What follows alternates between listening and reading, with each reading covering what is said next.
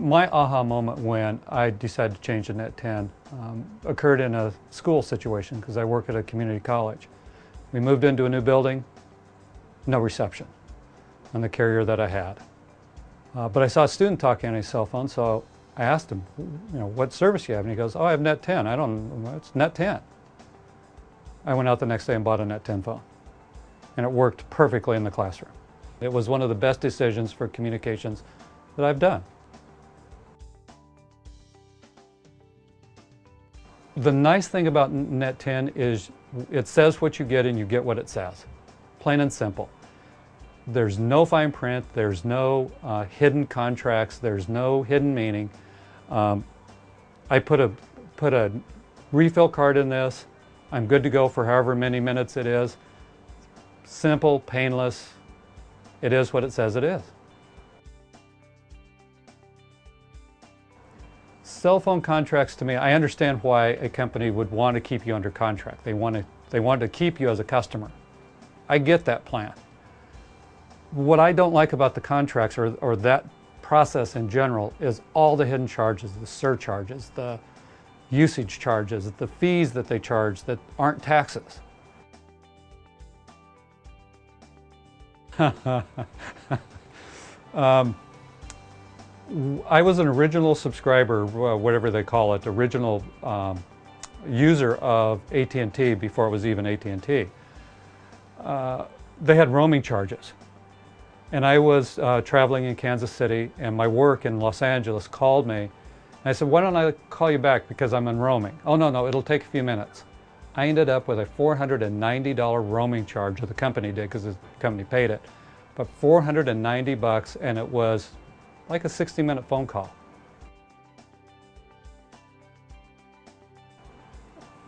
I never had that with this.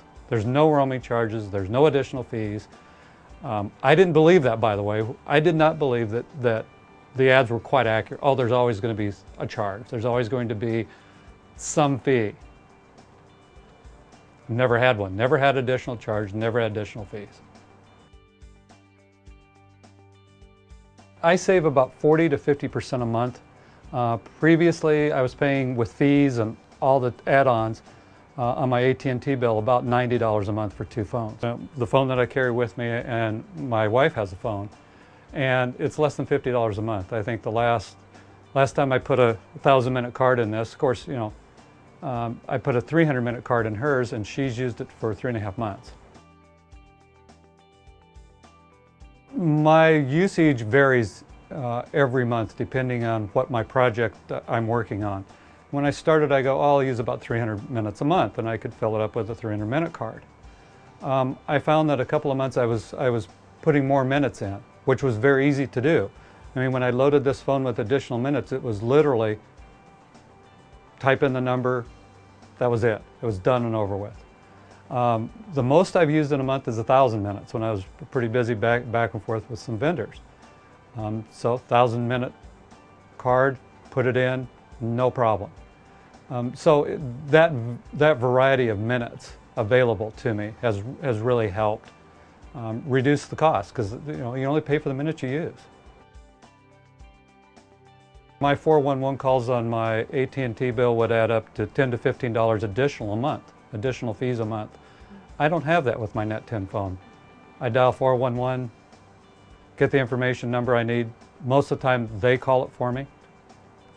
It's painless, especially when I get the bill or lack of bill at the end of the month.